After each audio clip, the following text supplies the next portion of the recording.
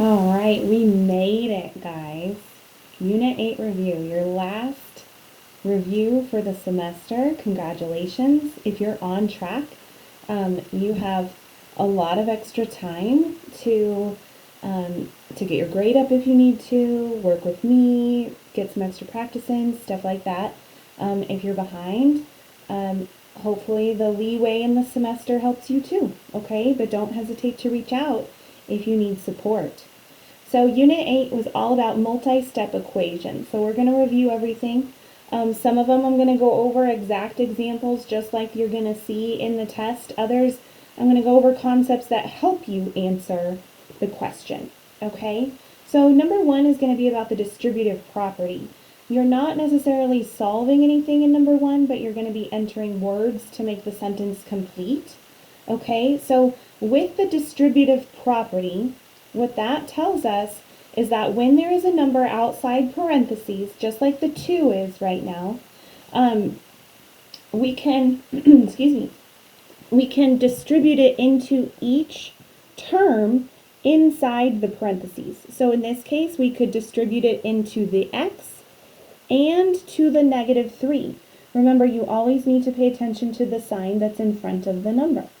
So in this particular case, 2 times x is 2x. 2 times -3 is -6. So I distributed the 2 into each term within the parentheses. Okay? All right, number 2, this is also going to help you with number 4. So 2 and 4. So to solve multi-step problems, what do you need to do? Well, if a problem is set up like this, like they're going to be in problems 2 and 4, the first thing you need to do is you would need to divide by the term that's outside of the parentheses. So in this particular case, I would divide both sides by 4 in order to start isolating my variable. Okay? You could distribute the 4 into everything inside the parentheses, but that kind of adds an extra step in problems like this. So 4 divided by 4, those cancel. On the left, we're left with x plus 2, and then 16 divided by 4 is 4. Next, I would subtract 2. So notice that's my second step. 2 minus 2 is 0. Those cancel. We're left with x equals, and then 4 minus 2 is 2. Okay? So again, that will help you with number 2 and 4 on your test. Number 3 asks you about rounding. So if we were to, let me go to it. Okay, so if we were to round with this, okay, we could say, let's see, this is like 9x minus about 100. This would round up to like 200. We also could we could round to like 150. Those might be better estimates in this case. But either way, we should be okay with those because in our lesson we learned to round to like the thousands or the hundreds place. So to continue solving, I would add 100 to both sides. I'm left with 9x equals 300. Divide both sides by 9. So x is approximately what? What would it be? What do you think? You can look up it in a calculator if you want.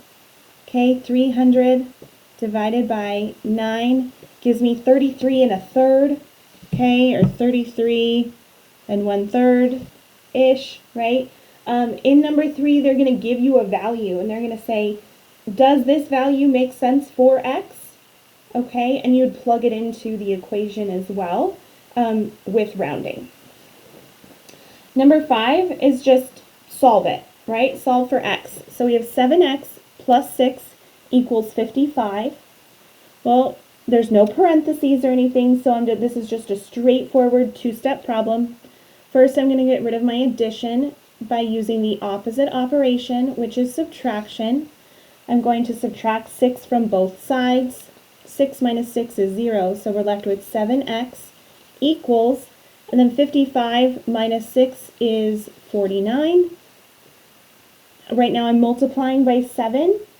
In order to get rid of that, we're going to do the opposite operation, which is division. So we're going to divide both sides by 7. 7 divided by 7 is 1, so we're left with 1x, or just x. And then 49 divided by 7 is 7. Okay? You can always check your work by plugging the value back in. So let's see, 7 times 7 is 49, and 49 plus 6 is 55.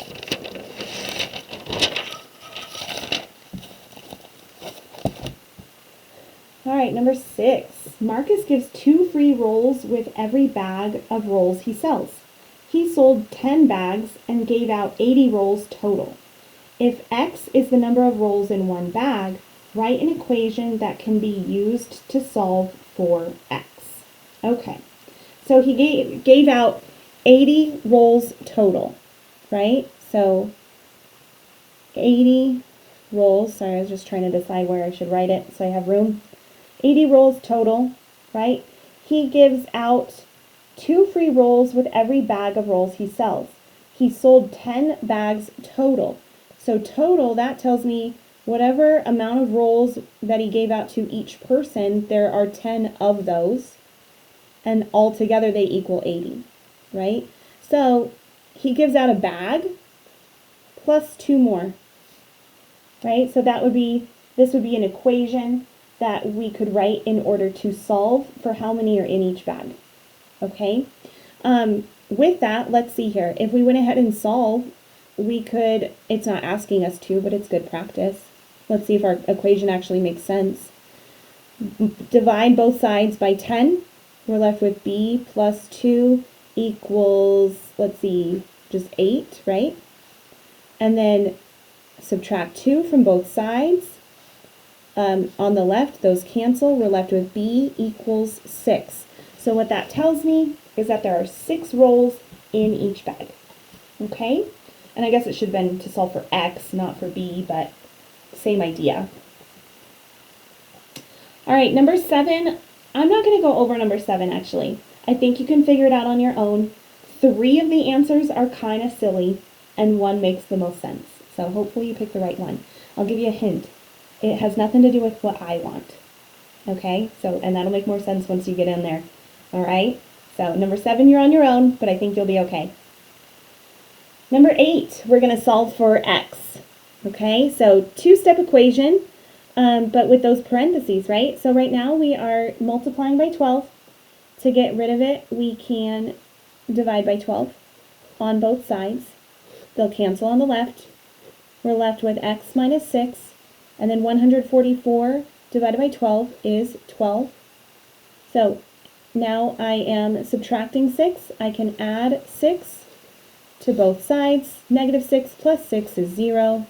I'm left with x equals 18. Okay? Again, you can plug it back in, right? If we plug it back in, well, let's see here. We've got 12 times parentheses 18 minus 6. We want to know, does that equal 144? Well, order of operations, right? 18 minus 6 is 12. So we have 12 times 12 equals 144. 12 times 12 is 144. So we are correct. Number 9, we're going to solve for x as well. This time there are variables on both sides of the equation. But that's okay. That's totally fine. We can move an entire term over to the other side of the equation as well, all right? Just like we do with our constants and our coefficients, we can do that with an entire term. So with that, what I notice, I'm like, all right, I like positive numbers. So I'm going to take my positive 2x and I'm going to, so that whole thing, 2x, I'm going to subtract 2x from the right, because 2x minus 2x leaves me with 0 x's, or just 0. But whatever I do to one side, I have to do to the other. So over here, 2x minus 2x is 0. So those cancel. I'm left with negative 6. And then over here I have 7 plus. And then if I have 3 x's and I take 2 away, I'm just left with 1x, or just x. Okay, so now I just have x's on one side of my equal sign, which is good. That's one step closer to solving for what it is. Now, sorry if you can hear my dog barking. Right now, I am adding a positive 7 to x, so to get rid of it, I need to subtract 7 from both sides. 7 minus 7 is 0, so those cancel. I'm left with x on the left, and then negative 6 minus 7, so that's like I borrowed $6, and then I borrowed another 7, so I borrowed a total of $13, right? So negative 13. X equals negative 13. And again, you can plug it back in and solve. If I do that, let's see if hopefully I have enough room. 7 plus, and then 3 times negative 13 equals 2 times negative 13 minus 6. Well, let's see, this would be 7 plus negative 39, or just 7 minus 39. And then 2 times negative 13 is negative 26 minus 6. Well, let's see. If I borrowed $26 and then I borrowed another 6, I'd be at negative 32. And then 7, take away 39, which there's a couple things you could do. You could flip those around or plug it into a calculator. What is 7 minus 39? Oh, there it is, negative 32. Negative 32 does equal negative 32, so we are correct. All right? All right, 2 more. Well, we're just solving one, though, but I'll talk about that in a second. So, number 10, Jasmine is saving for a new bike. She has already saved $40. Each week, she earns $20 for doing chores around the house. After X weeks, she has saved $180. How many weeks did it take her to save the $180? Okay, so let's see here. So she saved a total of 180. That's what we'll put that on the right side of our equal sign. Now she already saved $40, so she's got 40 plus, and then each week, right? She's got a certain number of weeks, right?